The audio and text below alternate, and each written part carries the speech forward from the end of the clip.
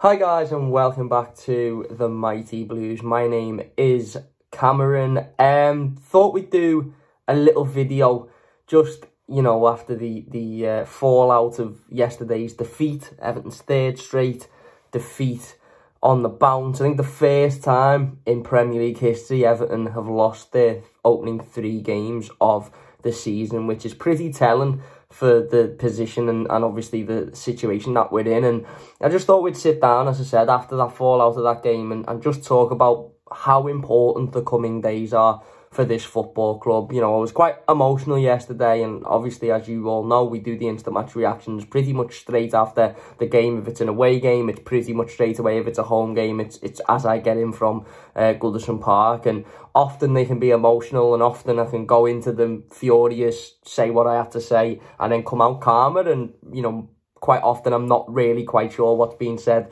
in between that. And I just wanted to do sort of a more calm and measured approach to the situation, obviously a day later.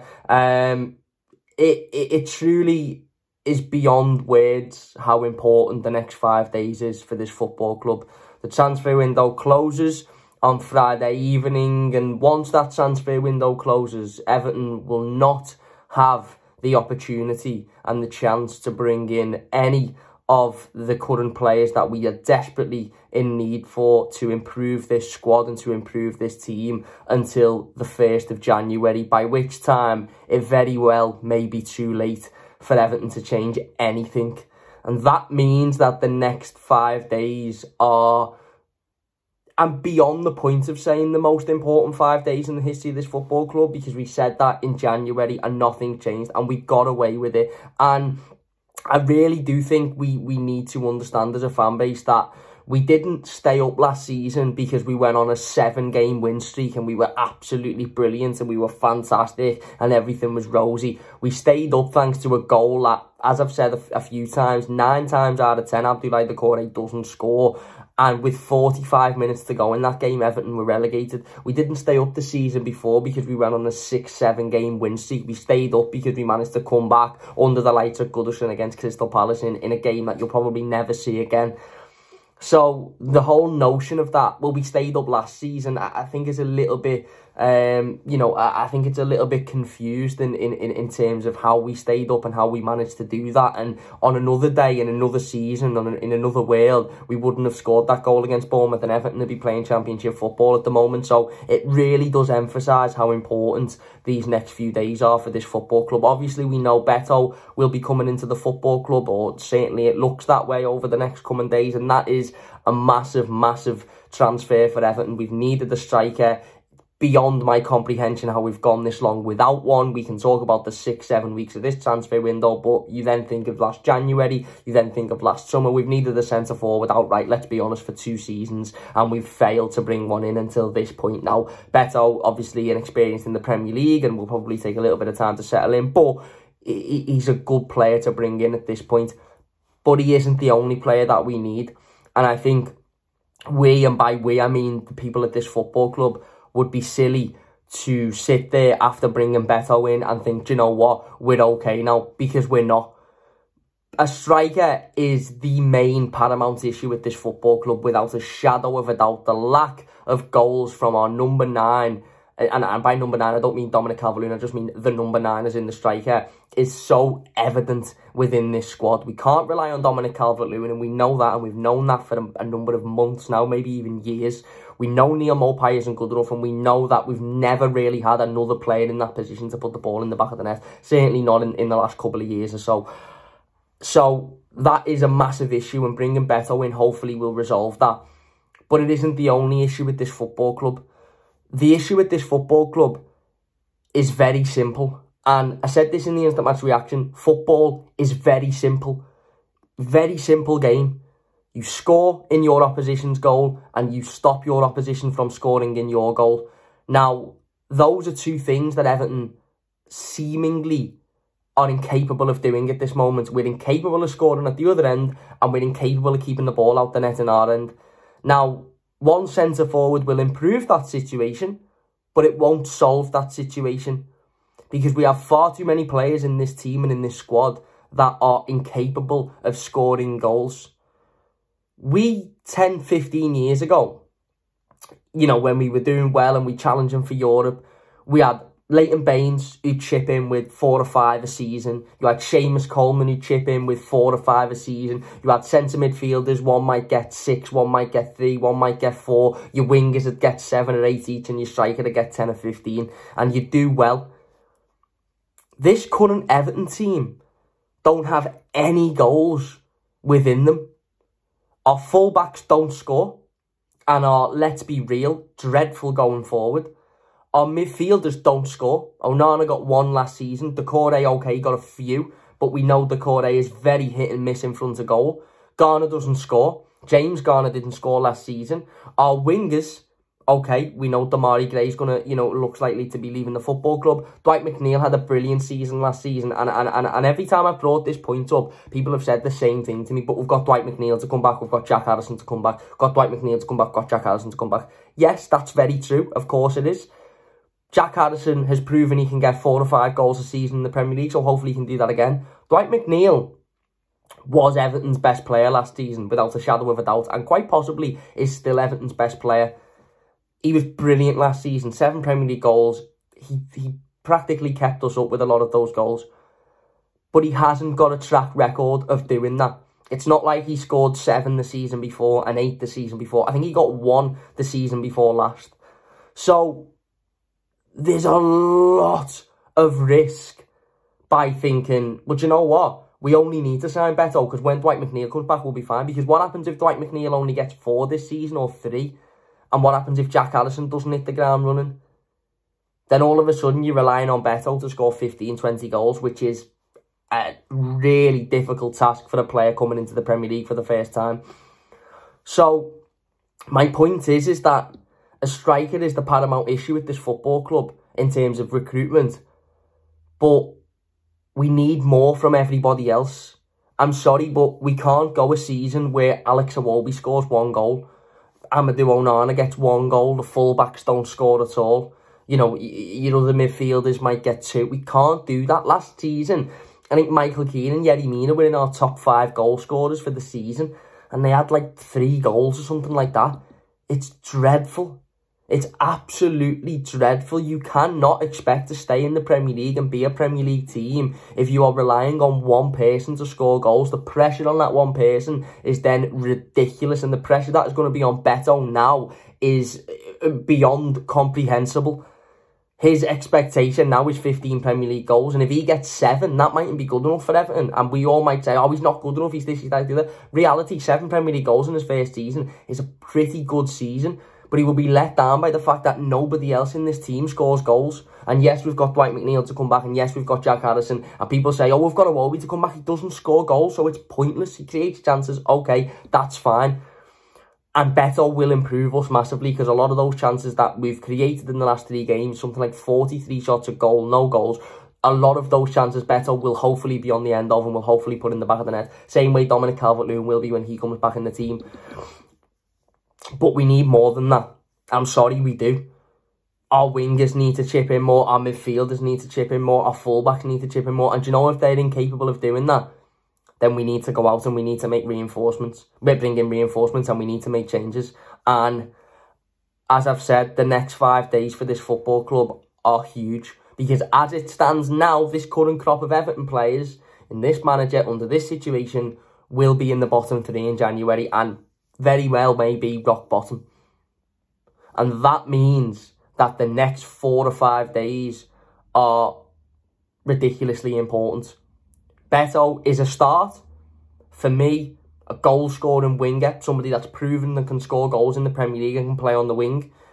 I think an attacking, creative midfielder needs to be in there, because we've got no creativity in this midfield. For all people love Amadou Onana, and, you know, I think he's a good footballer, fine. Garner, oh, he gets the tackles in, he does well, blah, blah, blah. The core, he runs around, he works hard. There's no creativity in that midfield whatsoever. None of them seem capable. James Garner, Gay, the core, and Onana, none of them seem capable of playing an unbelievable pass that sets the, you know, a winger through on goal or the forward through on goal. And that's a problem.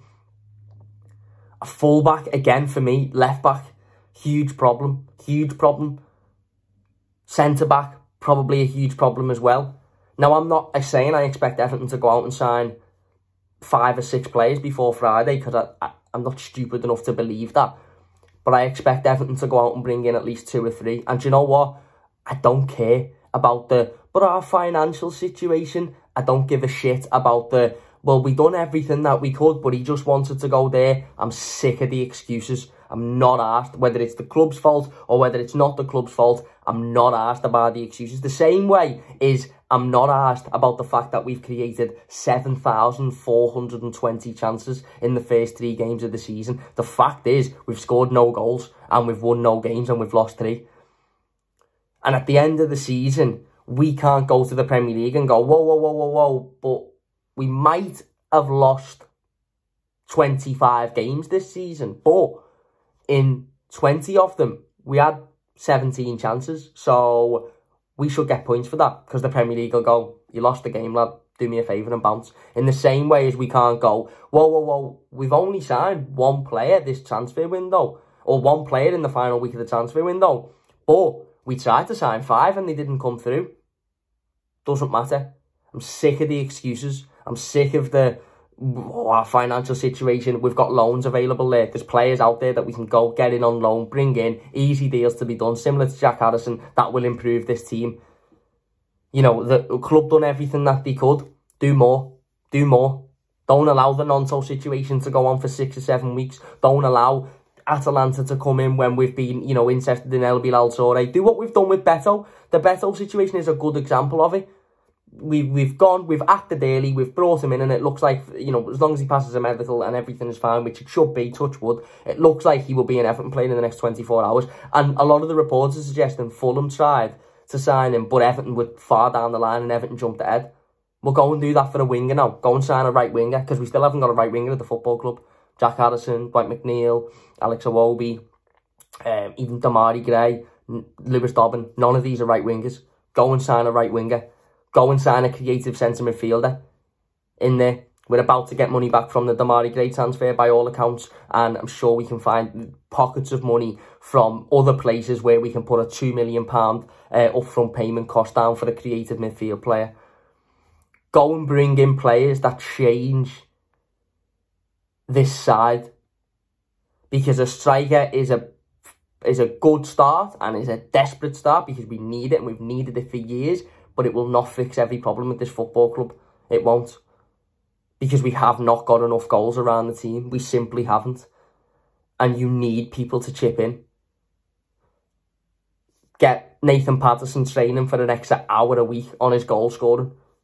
Get Ashley Young training for an extra hour a week on his set-piece taking, because that was abysmal yesterday. Get your midfielders, the 4 midfielders, right? You're all staying an hour after training every day, and you're going to have shots at the goalkeeper, because none of them are good enough when it comes to it in front of goal. They panic, they're not confident, they don't think about the decision, and, you know, point in case Patterson against Fulham, open goal, blasts it over the bar. You know, Takore yesterday, I know it's a fantastic save by Jose Sarr, but he should be scoring that. You have to be scoring that. So, like I said, this is a huge week for Everton now, and we simply can't afford to come out of it on well, we tried, but we couldn't get this deal done, or, oh, but this club were able to do that. We didn't have the finances. No. We've got, what, 1 Premier League loan available and 1 international loan available, or 2 international loans available, whatever it is.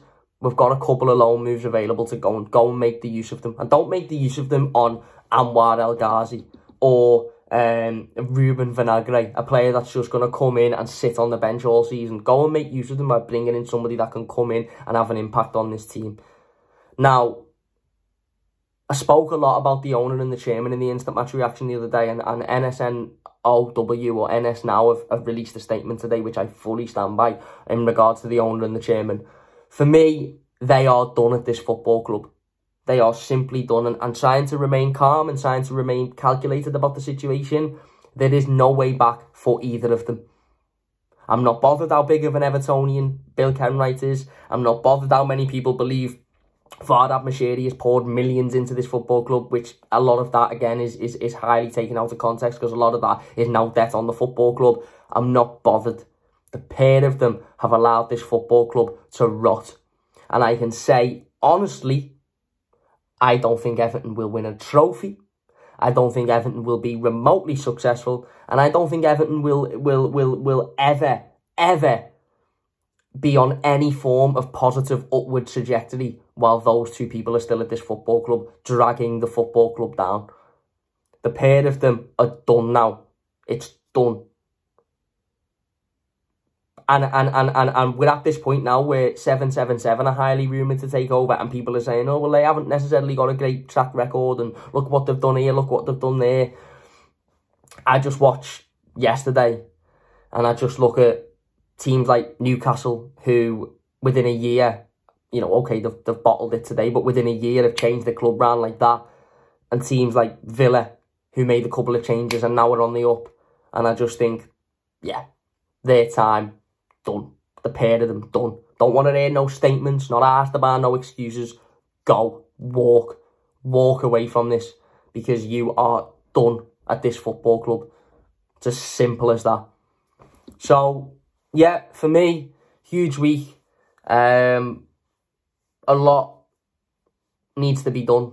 Beto is a good start, granted, but a lot more needs to be done in the next 4 days. We've got a game on Wednesday against Doncaster. It's a good opportunity to win the game, get our first win. And whilst it's out against Doncaster and it's, you know, people might say, oh, well, you'd expect it to win. Football doesn't work like that. Football doesn't work like, well, you're expected to win, so you shouldn't be happy about that. I can guarantee you that every single one of those players, and the manager, by the way, the manager included, will be over the moon if we win that game on Wednesday, because it's a start, it's a win under the belt. Even though it's not in the Premier League, it's a win under the belt, and we need to win that game on Wednesday. And by the way, I will as well. I said it in the instant match reaction. We win on Wednesday, I'll be buzzing, I'll be bouncing. None of this, well, we're expected to win, I'll be bouncing. Because like I said the other day, I'm not asked who we beat. I just want to see Everton win a game of footy, because it doesn't happen often enough. And that's because of those two people that need removing instantly. Now, if I had my chance, if I had my way, it'd be yesterday they got removed. And the lack of quality in recruitment. And this is now the week. I don't want to hear no excuses. And I know people will say, yeah, but you can't sign players if you haven't got money, you can't do this, you can't do that. Do what you need to do. Find the loopholes like Chelsea did. Give someone a 96-year contract. Find a way. I'm sick of the excuses. I'm sick of the reasons. I'm sick of the, oh, feel sorry for us. We couldn't do this because of this.